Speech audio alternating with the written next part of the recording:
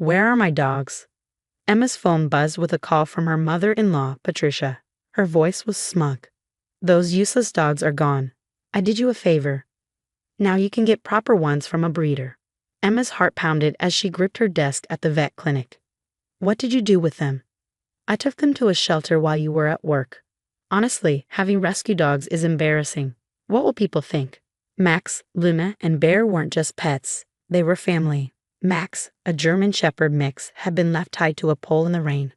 Luna, a pit bull with one eye, had been rescued from a dogfighting ring. Bear, an old Golden Retriever mix, had been abandoned after his owner passed away.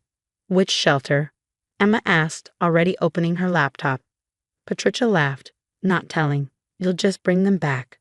What Patricia didn't know was that Emma had put GPS trackers in the dogs' collars after she accidentally left the gate open last month. She checked the app. The dogs weren't at any shelter. They were scattered in different locations. Her coworker Sarah walked in. You okay? Patricia gave away my dogs. Emma pointed at the screen. But look where they are. Sarah frowned. That's the old factory district and a highway rest stop. What is she up to?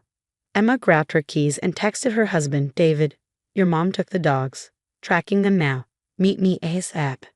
David replied instantly, Wet 8-2. She's gone too far.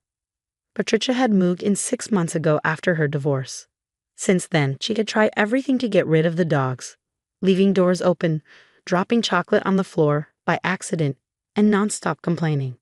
David arrived, furious. Where are they? Emma pointed at the map. Not shelters. What if she gave them to people who might hurt them? David pulled her into a hug. We'll find them. And Mom is moving out. They split up. David went to the rest stop, Sarah to the railway station, and Emma to the factory. At the warehouse, a rough-looking man stood outside, smoking. He eyed Emma.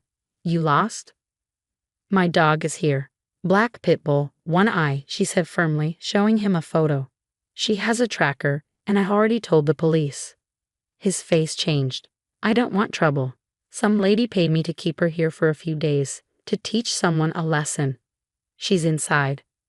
Emma rushed in. Luna wagged her tail frantically, tied to a pipe. As she freed her, a message from David popped up. Got Bear. Locked in someone's garage. Mom paid them $200 to keep him. Then Sarah texted, found Max.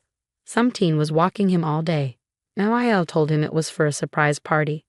Emma's hands shook with anger. Patricia hadn't just dumped the dogs, she had hidden them on purpose. Another text from David. Taking Bear home. We need to talk about Mom. This ends today. Emma agreed. Patricia had finally crossed the line. She wanted control, wanted to prove she could take away what mattered most, but she had made one big mistake. She underestimated just how far Emma would go to protect her family, human and canine alike. Taking a stand. When I pulled into the driveway with Luna, Patricia stood on the porch, arms crossed. Her smug expression disappeared when she saw the dog. How did you? She started, then quickly recovered. Emma, you're making this harder than it needs to be. Those dogs are beneath our family status. I stared at her. Our family status? You mean the status you lost in your divorce? The one that forced you to move in with me, the daughter-in-law you hate. Her face turned red. How dare you? I was trying to help. David deserves better than living with these strays. A car pulled up behind me. David stepped out with Bear. His voice was sharp. You mean the dogs that helped me through my depression? The ones that make Emma happy? Those strays, Mother. Patricia hesitated. Darling, you don't understand. I had a surprise planned. My friend's poodles just had puppies. Save it. David cut her off. We found all 3 dogs. We know you paid people to hide them. What were you planning to tell us when we couldn't find them? Patricia's confidence wavered. She hadn't expected us to track them so quickly. Sarah arrived next, bringing Max. Our dogs, finally reunited, wagged their tails as Patricia stood stiffly on the porch. This is ridiculous, she snapped. I was just trying to make you see reason. The people I paid were only supposed to keep them for a week. A week? I stepped forward. You gave our dogs to strangers for a week. Do you know how dangerous that was? Nothing would have happened, she insisted. I was careful. The man at the factory owed me a favor, and the woman with the garage is a friend from church. The factory? David's voice went cold. You left one of our dogs at a factory. Patricia stammered. I had to make sure you couldn't find them too soon. By the time they came back, the poodles would be ready. You mean by the time we thought they were gone for good? I said. You paid strangers to hide our dogs, hoping we'd move on. Patricia flinched. When you say it like that, it sounds terrible. David laughed bitterly. You mean the trust fund you lost? The country club membership you can't afford anymore. That's status. Patricia's face crumpled. You don't understand. I needed control, I finished. Since you can't control your own life, you tried to control ours. The dogs huddled close, sensing the tension. Luna pressed against me, while Max and Bear stood beside David. David's voice was firm. You're leaving. Today, pack your things. But where will I go? Patricia's voice rose. You can't throw me out, I'm your mother. You're the woman who stole and hid our dogs, I said. We have GPS proof of where you took them. We have witnesses who confirm you paid them. Do you want us to call the police? Her face went pale. You wouldn't dare. Try us, David said. You have 3 hours to pack. After that, we're changing the locks. Patricia stormed inside, slamming doors as she packed. I knelt to hug our dogs, the relief hitting me all at once. David sat beside me on the grass, wrapping his arms around us. I'm so sorry, he whispered. I knew she was difficult, but I never thought she'd go this far. The GPS saved us, I said, stroking Max's fur. I never thought we'd need it, to protect them from her. Sarah crossed her arms. You know this isn't over, right? She won't just leave quietly. I watched Patricia's shadow move past the upstairs windows. I know, but this time, we have proof. She can't talk her way out of this.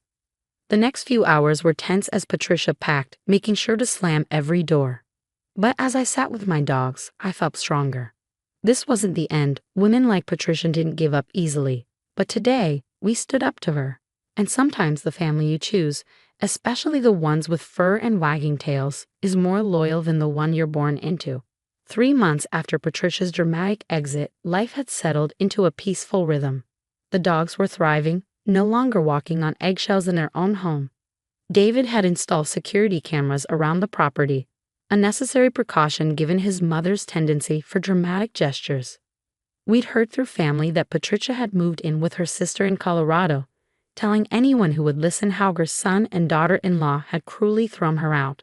But the GPS data and witness statements told a different story, one that kept her from attempting any legal action against us.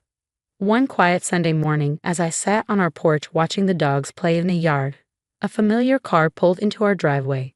My heart skipped a beat when Patricia stepped out, looking thinner and more subdued than I remembered. The dogs noticed her immediately. Luna and Max moved to stand guard on either side of me, while Bear watched cautiously from the yard. Their protective instincts never failed to amaze me. Emma, Patricia said softly, stopping at the bottom of the porch steps, may I speak with you? I noticed she wasn't trying to come closer, respecting the boundary the dogs had created. David's not home, I replied. I know. I came to talk to you, actually. She clutched her purse tightly. And to apologize. Those weren't words I ever expected to hear from Patricia. I studied her face, looking for signs of manipulation. The one. My therapist. She paused, seeming embarrassed.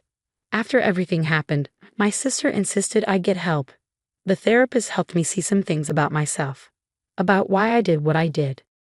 The dogs remained alert but calm. They'd always been good judges of character, and right now, they weren't showing signs of distress. It wasn't about the dogs, was it? I asked, though I already knew the answer. Patricia shook her head. No, it was about control. After the divorce, losing my status, my friends, I felt powerless. Taking control of your lives, your home, even your pets. It was my way of feeling powerful again. She wiped a tear. It was wrong. All of it. I remained silent, letting her continue. Seeing how far you went to protect them, she gestured to the dogs. It made me realize something. You didn't just save these dogs once when you rescued them. You keep choosing them, keep protecting them, every day. That kind of loyalty, it's what I should have shown to my own family. Luna had relaxed slightly, her tail giving a tentative wag.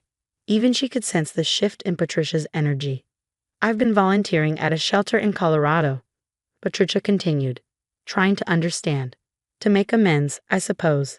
Last week, I helped reunite a lost dog with its family. Seeing their joy, I finally understood what I tried to take from you. I stood up, walking down the porch steps. The dogs moved with me, a furry honor guard. Why are you really here, Patricia? To say I'm sorry. To ask if there's any way to start rebuilding what I destroyed. Not just with the dogs, but with you and David. I've lost so much already. I don't want to lose my son too.